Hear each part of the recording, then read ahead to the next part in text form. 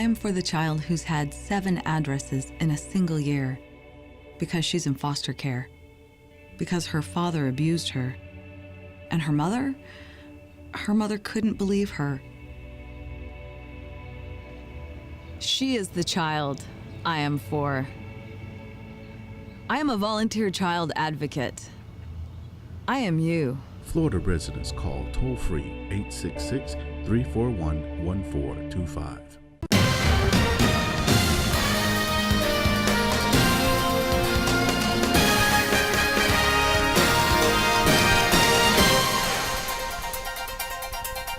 Hi, I'm Danny Ramos, and welcome to the second part of Hispanic Speak Out today. And last week we had the biggest upset in political history in the world. Probably it's going to affect the entire world. Not infect, but that might be true too. But it's going to have an effect on all the countries of the world, because the entire policy of the United States is going to change radically from what the world has experienced in the past 8 years. We have here Jose Miranda, who's the host for Hispanic Speak Out on the far left.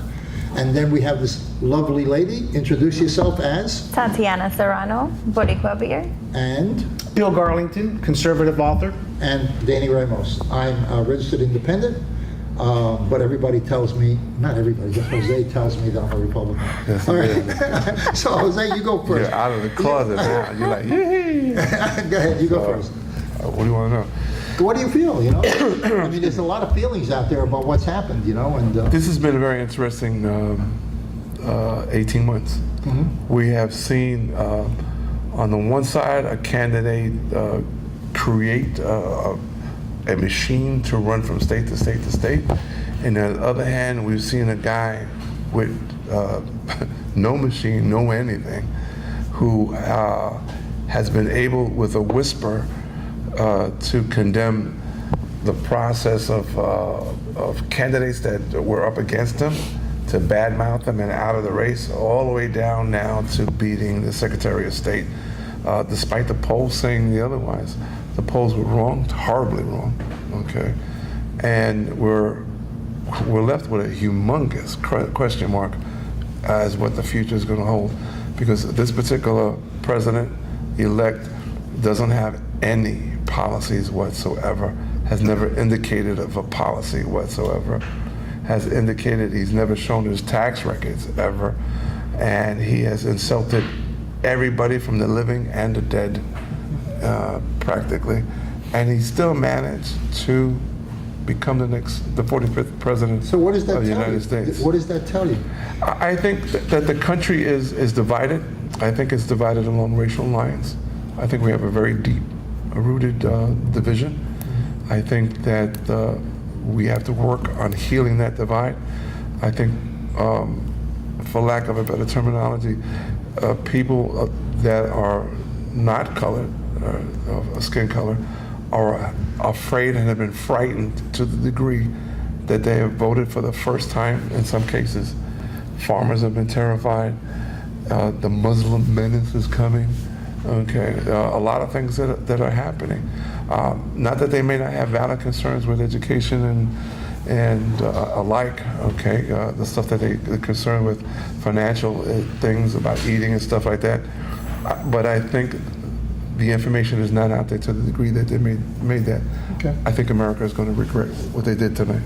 Okay, your turn. Yeah, same here. Me as a Latin young lady, I feel crazy about what happened. I don't believe that either, or if Hillary would have won, I don't think it would have been made a difference or it would have been any better. However, now I know that this country elected Trump as president and believe in him, and I feel like now we just have to come together as one nation and stand for what we believe in and just hope for the best to happen. Okay. All right. Bill, I know you're going to say a mouthful. Go ahead. Well, I believe this election is something that America needed. And what I mean by that is, I think we're divided, but I don't think that we will be divided moving forward in the next 4 years. That's my prediction. I believe Donald Trump needed to be the outsider coming into Washington. He's never created the deficit or the big time government that all these other politicians, he's coming in as a clean slate. He has said something, to Jose's point, during the Republican primary. He has bullied. He's not the classiest president that we will ever have. However, I believe he's got fresh ideas, and I believe his whole point is to bring all sectors, races, and genders together and make America great again by implementing some of the things he's talked about. And just real quick, bringing back jobs, reducing the taxes, helping curb the influx of illegal immigration, etc. So, if we give this man an opportunity, I believe that he will bring America better. Bring us together and make a better and stronger America. And I think America needed it, to be honest with you. Well, Trump actually won the election against every media in the country except for Fox, against the New York Times, against CNN, ABC, CBS, MSNBC. Every media was against Trump except for one, and that was Fox. He also turned everything inside out about working class Americans, because the Democratic Party always associated themselves with working class Americans, with unions, with laborers, but they made one mistake. While they were supporting working class Americans, while they were saying that, okay, they were also supporting manufacturing outside the U.S. They were allowing Mexico to do manufacturing of cars. What happened in Detroit? No jobs. They were allowing NAFTA to continue to work. They were allowing a new alliance that would allow the Pacific Rim countries to flood the United States with products, money going outside the United States, again, a bigger trade balance. Okay? So I think people were afraid. I think people were afraid that the United States was turning into a third world country. We have the biggest deficit in the history of this country. In 8 years, Obama spent more money than every single president in the entire history of the United States. The other thing that I think Trump brought into the picture that nobody else realized, the founding fathers of this country were part-time politicians. They were never salaried politicians. They were volunteers. And the whole concept was, if you love your country, you'll volunteer to work for it. They never, all of the founding fathers, George Washington, all of these guys, they never received a salary. Okay? So what's the transition has been that we now pay politicians more than we pay scientists. The whole thing is turned around. And I think the American public has come back and said, a large portion, not everybody, of the American public has come back and said, you know what? We need a change, because now politicians, for example, they were giving out money at the VA, bonuses at the VA. The VA, the Veterans Administration, is the biggest boondoggle that this country has ever seen in servicing our wounded and our sick soldiers. They were giving, and everybody knows that, it's a failure, but they were giving hundreds of millions of dollars in bonus money to all the directors of the VA just before the election. Right. In other words, let's line them up, let's pay them off. Right. And that was being done across the board. And I think the working class American who's out there on his own said, wait a second, that's not for me. And just as a conservative, and I voted for Trump. Now, if he goes into the office and he begins to make deals with lobbyists and create the government and doesn't do what he said very clearly what he was going to do. I know, but if he doesn't, the American people will absolutely. So he made a commitment that he has to follow through. And I think that the Republicans he didn't make a commitment. More on his what back. Commitment did he make? I'm sorry, I must have missed that. You missed it? Yeah, okay, tell me the commitment he made. Commitment that he made. Yeah, okay? He said he was going to rebuild the infrastructure of the United States. He never said how. You don't have to say how. Yeah, you have to say how. You have to have a policy. Let me finish.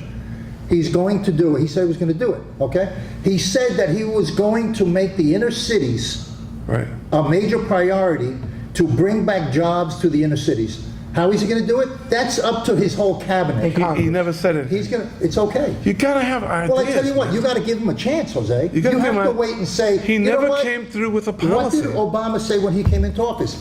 Hope. He never said he was going to do it either. Obama never said, and Obama never did it, by the way. He never did it. Blacks in this country are worse off than they were before Obama became president. I don't think so, but that's your Listen, opinion. look it up on everybody look it up on the internet. It's that simple. Okay? It doesn't matter what we say. Verify and make sure that your source is a verifiable source and not a commentary source. But right now, we're in a position to wait and see. We have no choice. And if the guy doesn't do what he said, I'll be the first one to vote him out. Me too. Take him out. Because the Republicans are going to be more critical with Donald Trump than the Democrats are going to be. That's correct. Because that's going to be the biggest disappointment in the history of this country if Donald Trump does not deliver. Correct. Listen, we'll see you next week. This is Danny Ramos, Jose Miranda, Miss Serrano, and our friend here, who's our conservative resident, ultra-conservative, Bill Garlington and author. We'll see you next week. Hola Florida, introducing Boricua Beer and Taino Light Beer. Boricua and Taino Light are crafted beers that are rich in flavors and brewed right here in Florida. Taino beer has a crisp, refreshing Caribbean flavor style when enjoyed chilled. Boricua beer is a craft ale with full body flavor that is a beer drinker's beer. Boricua and Taino Light Beers. Enjoy responsibly. I am for the child who's had 7 addresses in a single year because she's in foster care, because her father abused her, and her mother couldn't believe her. She is the child I am for. I am a volunteer child advocate. I am you. Florida residents call toll-free 866-341-1425. Hi, I'm Jose Miranda, and this is Bright House TV. We bring you sports and religion and all kinds of other fun shows. We have 2 additional shows, of course. We have EDU TV and Latino Role Model. We're speaking about the elections, and the election has passed by the time you hear this. And there's a whole whirlwind of stuff going on with our elections. And here in the state of Florida is no different than any place else in the union. Today, I'm being joined by Jose Alvarez, who is the mayor-elect of Kissimmee. Congratulations, sir. Thank you so much, sir. You know, welcome, mayor. Thank you. Elect. How's that feel? It feels great. I'm humble. I feel happy, and I feel very thankful for so much support that we receive throughout this campaign from, number one, the voters entrusting in me their votes, the citizens of Kissimmee, my Puerto Rican community, my Dominican community, all the community in Kissimmee that united and trusted us with their vote, and so many people that worked in our campaign that volunteered, like the unions of Unite Here, the hospitality industry that worked so hard to help me get elected, and so I feel very thankful. This has been a very tough campaign. It's been. Okay, so how do you feel now that you've reached this pinnacle? You had with 64%, 64% of the population voting Yes. for you. That's a nice little mandate there. So how do you feel at this point? Like I said, I feel humble, that And you the people- fought hard for it now. And we worked really hard, and everyone that worked with me worked very hard. It was this campaign on my side was mainly on the work that's been done and the work that we want to continue to do for the entire community of Kissimmee to just continue to move Kissimmee forward into the future. I had the pleasure of speaking to your wife the other day. And Yes. She told me about the 28-year journey that you guys have been on. Yes. And she's been part of this whole process. So how's she taking it today after the event? Because I know it took a toll on your family as well. It did. It took a toll on the family, and usually campaigning, especially this type of campaigns, the family is the one that's the most affected. We have a little bit thicker skin, but the family takes it a little bit harder. Yeah, sure. And your So- daughter as well.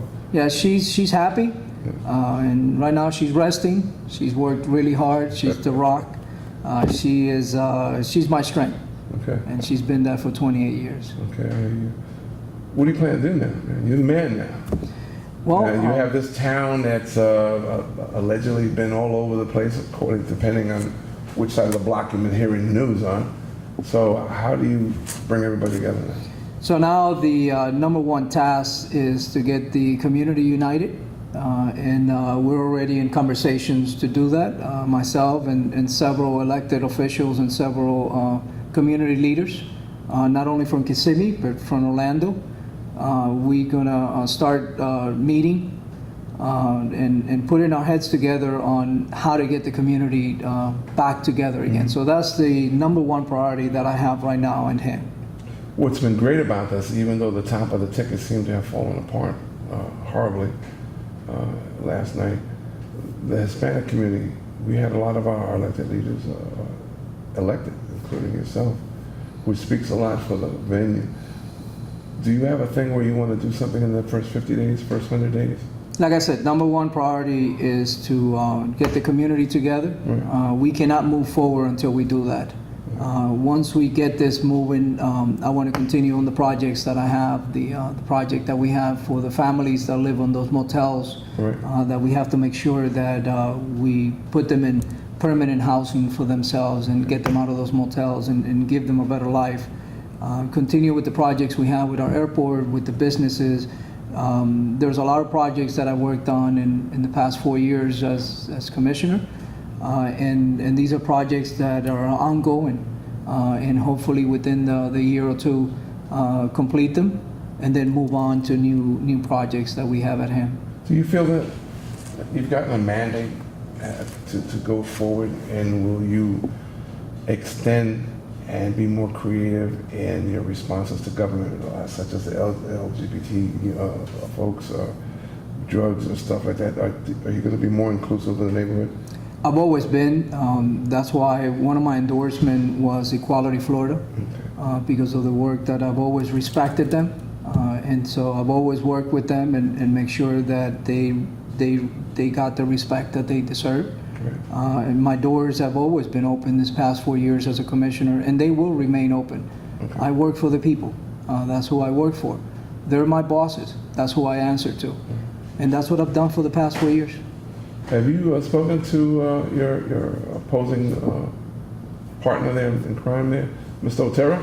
No, I haven't yet. We will have a conversation. Okay. I'm hoping that he will be wanting to be part of that unity, Okay. to bring the community together, and that's what I'm hoping. Right. I had a conversation this morning with Licenciado Anthony Suarez, and in the next week we're going to start working on getting a group of elected officials, like our new Congressman Darren Soto, our new State Senator Victor Torres, Right.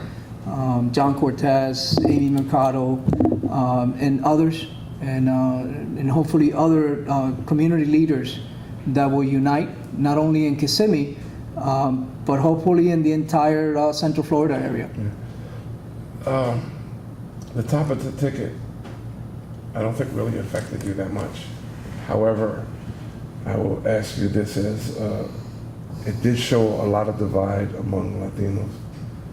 How are we going to try to bridge that? Not just here, but all across the state. Unity. I mean, we have to work as one. To have the strength to take what's coming our way, we have to unite. And we have to speak with one voice. Only one voice. Right, exactly. I feel that strongly, so strongly. I think I think you brought it to my attention. We carry a lot of different flags, and if we start marching down the street with flags, we're going to get lost in the mix. I mean, we are the majority in Central Florida as Latinos, but when we divide ourselves with flags, we become the minority, and that's when we lose. Yeah. And so once we get ourselves where we speak under one voice, we could do anything we want. and Jose accomplish Alvarez, anything. Mayor. Thank you so much, sir. Thank Elect. you for having me. It was a pleasure. It's an honor to speak to you, sir. Thank you so much. I hope we get to speak again. Anytime. All right. I'm Jose Miranda. This has been the Spanish Speak Out TV. Stay tuned. Mira, ¿dónde tú estás? Ya estoy aquí, mi vida. ¿Pero qué están tomando? ¿Pero por qué? Porque te traje lo nuevo y diferente, Taíno Light Boricua Beer. Y lo más importante es que es lo nuevo y acabadita de salir al mercado. ¿Y saben buenas? Claro, ambas cervezas tienen los mismos beneficios que una copa de vino. Con menos calorías. La Boricua Beer 6%, fuerte pero con sabor. Y la Taíno Light 4.5% y es artesanal. Eso me gusta. Somos familia, calidad y sabor. Visita boricuabeer.com. I am for the child who's had 7 addresses in a single year because she's in foster care, because her father abused her, And her mother couldn't believe her. She is the child I am for. I am a volunteer child advocate. I am you. Florida residents call toll-free 866-341-1425. Welcome back. I'm Jose Miranda. This is Hispanic Speaking Out TV, brought to you on Bright House Network. We have two other programs, I should say. Latino Role Models, which directly follows us, and of course, EDU TV. Well, we're coming on to you after the I want to say the massacre, but after a very interesting evening of politics, which by all evidence was incorrectly read all the way through, which is a phenomenon. But one of the side phenomena is here in Orlando. We've had a lot of Latino success, and I think that's awesome. And I have two of those successes here, and I should say success. They've been around a long time, working for the neighborhood, taking care of business. Okay, I have Amy Mercado, who's a state representative, and besides her, that young man on the far right is the new sparkling senator, Victor Torres. So congratulations, guys. Thank you. Thank you, Jose. I am so proud. If I had buttons in the shirt, like, boop, button, They pop up. But it'll pop out. It's just awesome. I got to talk to you real quick about what has happened here. Okay, so maybe you can help me explain of what happened, because as far as I can tell, we have a guy that pretty much urinated in the wind, made caca in the wind, did all kinds of every possible, conceivable mistake possible against women, the living and the dead, and it doesn't matter. And he's the 45th president of the United States. What happened? What happened to my Hispanics? Well, on the Hispanics, the Hispanic level in Orange County, they performed, and they performed very well. That's the $1 million question, or probably the $1 trillion question, what happened? The statisticians will figure that out, and history will tell us. But at this point in the game, fear is real, and bullying is real. Yeah. And that kind of behavior, instills a certain level of movement with people. And, at the end of the day, We had riots today. we have a divided country. I mean, we are evenly divided By on race, both sides. color, you And- name it, we're being divided by. In certain areas, like in Orange County, that we've picked up quite a bit in the Latino community, and we've So what happened unified. with you guys? Were you like Trump supporters on the side, and that's how you got Negative. through? No. Absolutely. Come on. Absolutely not. Tell me what we did But, special. here, for our races specifically, for my race specific, really is one of the things that we told all supporters and anyone that would ask us the question is, you take absolutely nothing for granted. And a lot of the nation, thought that we had it in the bag as a Democratic nominee with the secretary, and that wasn't the case. And there's people that are on higher pay grades than I will probably ever be that called it for Hillary, and we were wrong. And what do we do next? That's what I think. That's the main question. What do we do next? And at this point of the game is And we're going to run into the same trying to problems. navigate. You guys have been fighting a Republican system forever. Yeah. So what changes now? I mean, you got new table mat and everything else now. A new Well, flag on your no, desk. we have to, like myself now, heading towards the Senate, I look for the opportunity to navigate through these waters and see how things are going to be conducted. Because, next year, we're going to start looking for people who are going to run for governor. Okay. Or not. And those are the future plans. And I would tell anybody out there, don't give up. Stand strong, look forward, because it ain't the end of the world.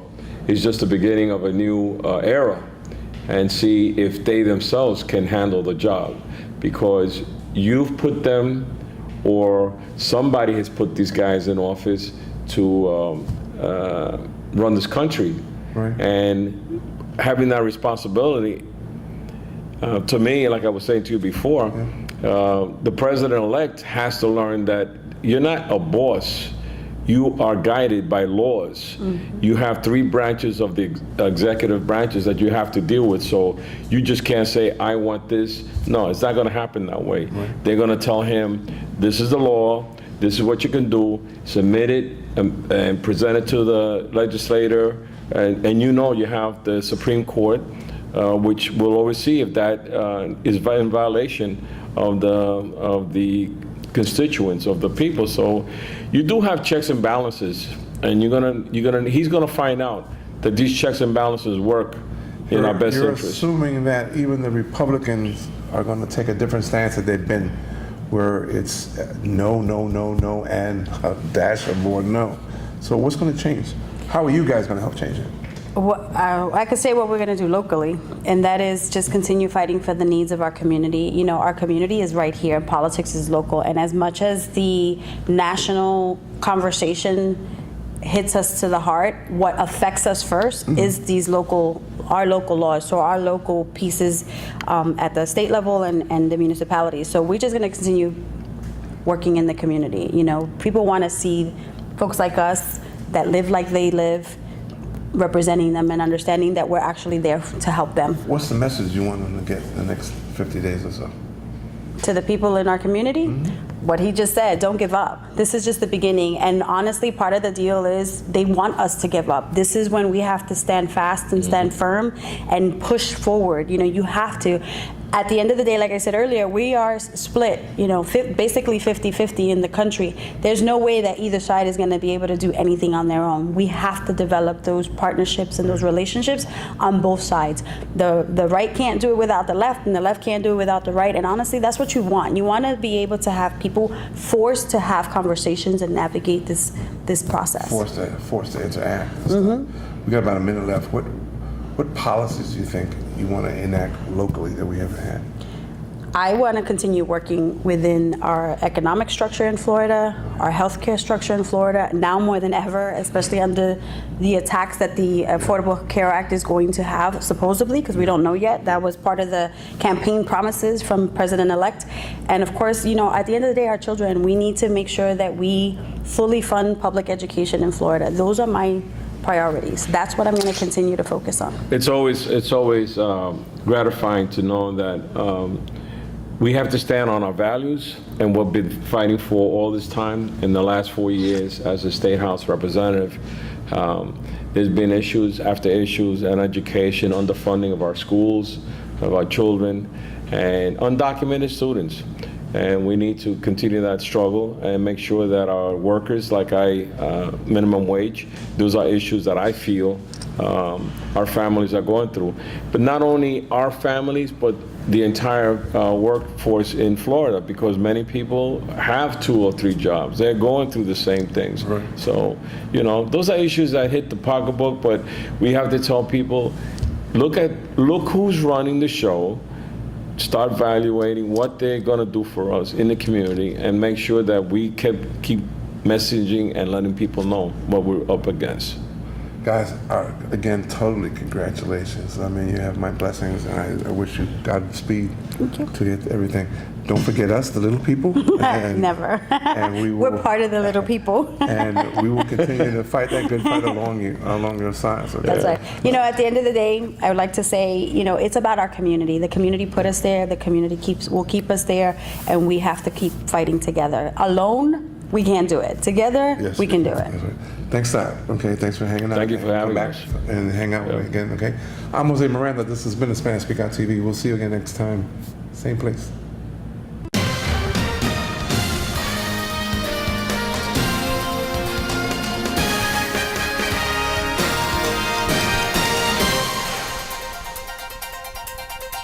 I am for the child who's had 7 addresses in a single year because she's in foster care, because her father abused her, and her mother couldn't believe her. She is the child I am for. I am a volunteer child advocate. I am you. Florida residents call toll-free 866-341-1425. Mira, ¿dónde tú estás? Ya estoy aquí, mi vida. ¿Pero qué están tomando? ¿Pero por qué? Porque te traje lo nuevo y diferente, Taíno Light Boricua Beer. Y lo más importante es que es lo nuevo y acabadita de salir al mercado. ¿Y saben buenas? Claro, ambas cervezas tienen los mismos beneficios que una copa de vino, con menos calorías. La Boricua Beer 6%, fuerte pero con sabor. Y la Taíno Light 4.5% y es artesanal. Eso me gusta. Somos familia, calidad y sabor. Visita boricuabeer.com.